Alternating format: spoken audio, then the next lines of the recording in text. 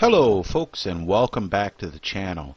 This is the second part. This is part 2 of my little mini series on how to recolor weapons and armor and build custom and weapons and armor to put into the game.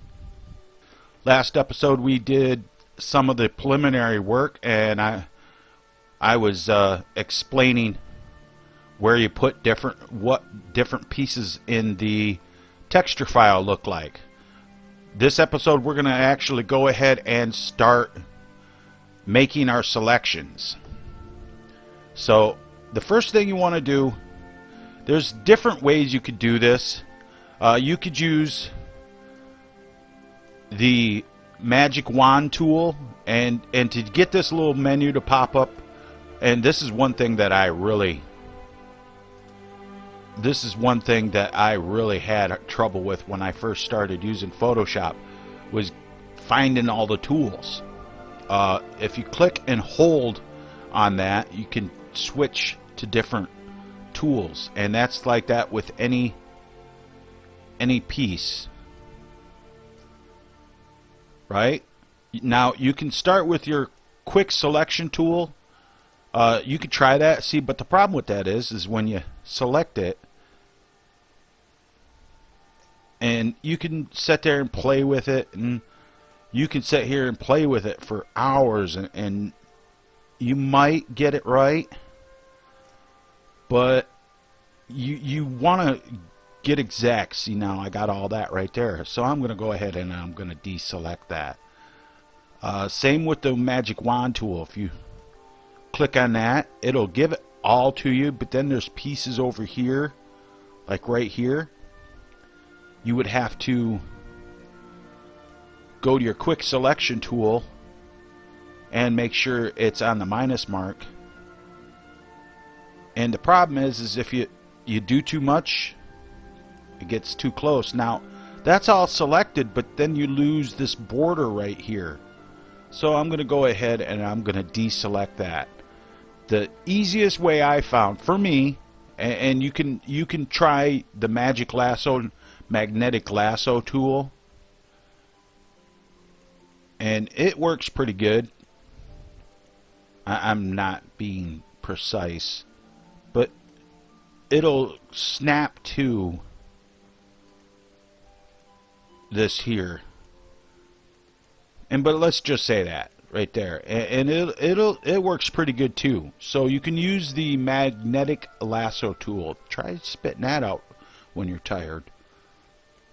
Or you can use the polygonal lasso tool or just the lasso tool. I don't want to use any of that. I've learned that this tool right here, the pen tool, is like it's what the it's a pro tip. It's what they use. So what I'm going to do is, and the nice thing about this is you could do this and select all the parts that you want to recolor the armor in. So I'm going to start with the wings right here of the armor, and I'm going to start here, and I'm just going to take my time, and because this is, you know, I'm not worried about how long it takes me to do things.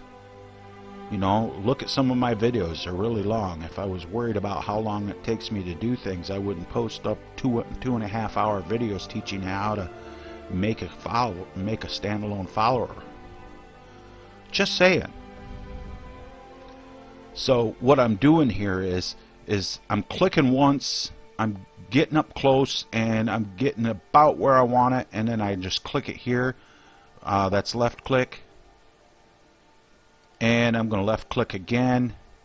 More advanced users will know how to see. If you see that right there, what that's going to do is that's going to bring the selection here, and then it's going to go up underneath of this. So I'm going to go ahead and right click and delete anchor point. I want to see, it did it again.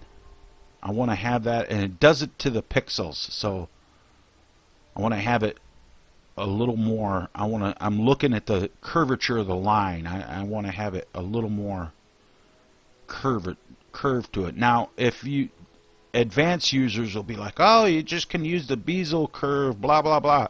Hey, like I said, I'm not a master of Photoshop. I just figured out how to use it a lot better. I used to use Paint Shop Pro 7.2 to do this stuff. I can just imagine all the little computer master race geeks going, what? That ancient program? Yes, yes, yes, yes. I finally came into this decade.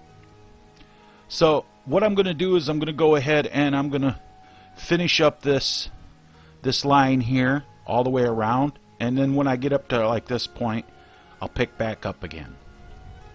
Okay, I got to this point right here. Now when you do this, you'll notice that the icon changes. Just go ahead and hit that, and that'll complete your path. I know it's not a selection yet. We're going to go ahead and we're going to make it a selection. So you want to right click on that right in the middle of it, and you'll see where it says make selection, and we'll go ahead and hit OK, and now that is selected, and it's pretty good. So we need to put this into here. Now I already have a copy of this on the clipboard, but I'll go ahead and do it again. Hit edit copy, just like that. Now this is copied on my clipboard, and I have a selection here. Now if I go to edit and then I go paste special, and then I go to paste into, that will paste that right in there. But see, I lose some of the details, even the details of the edges here. So that's okay. Go down here to the right side, down here, and you'll see the create new layer tab. Go ahead and click on that, and I'm going to go ahead and I'm going to click on this eyeball here on this layer so that this disappears. And I'm working on another layer, so whatever I do I can take out. And what I want to do is I want to make this part here darker, a darker color of the blue. So I'm going to go ahead and I'm going to click on this, and I'm going to go and I'm going to find about the darkest color in here. I'm going to click on my set foreground color, and then I'm going to go ahead with about the darkest color blue I can find. That's about the trick I'm looking for right there.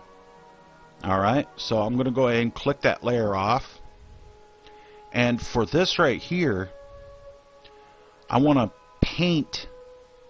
I want to use my paintbrush tool, this here, my brush tool, to paint this color onto these here.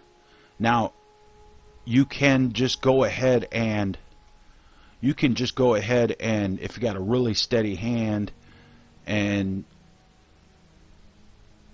go ahead and paint, you fix your brush size, and you decide what kind of brush you want to use. And if you use airbrush, whatever, get creative with it.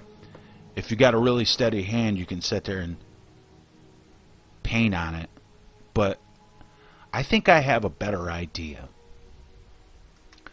So my idea is that I'm going to go to my pen tool, and we'll start down here on this corner.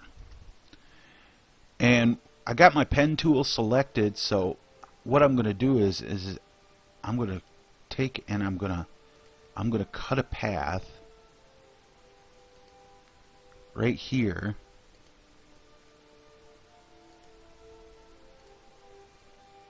approximately where I want this.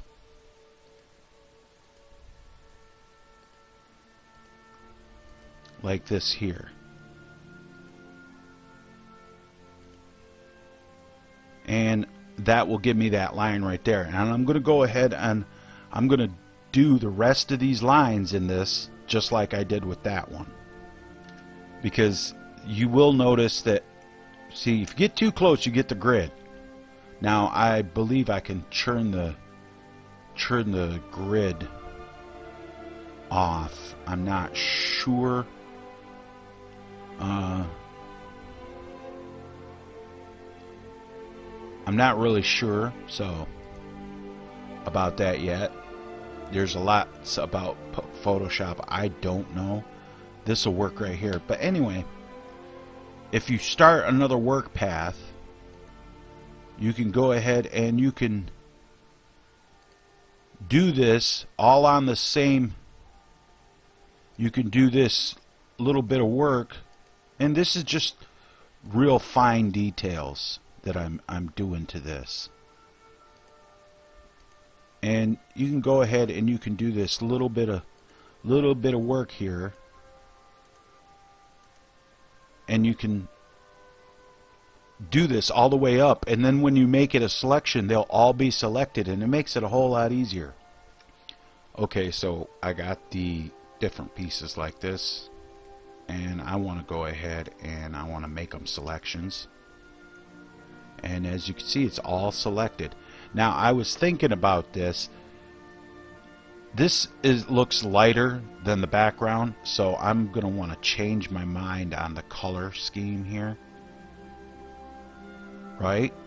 I'm going to want to change my mind on the color scheme. I'm going to want to go for a really light blue. So I'll go ahead and I'll click on this, and I want to try to find about the lightest blue color I can, and I think I'll go with that right there, and that right there should do what I'm looking for. So I'll go ahead and click on my brush tool, and I'm on this layer, so I'm going to go ahead and click the background, this background layer off. I'm on this layer, so everything I do here will go ahead, and I have my tool set for a certain size, a big size, so it basically just covers everything up right there. Now if I turn this back on, that's going to show up like that. However, I want to get a chiseled look on it, so I'll use layer style. I will use a layer style on it later. Alright, so I'm going to go ahead and I'm going to deselect that, and when you draw back and you look at it, it looks kind of you know, because it you can fix it. We're going to fix it in the different layer styles, but for right now we're going to go ahead and I'm going to just to keep everything a little organized, I'm going to go ahead and I'm going to click on this. I'm going to double click it, and I'm going to rename that layer to highlights so that I know what it is. And I'm going to rename this layer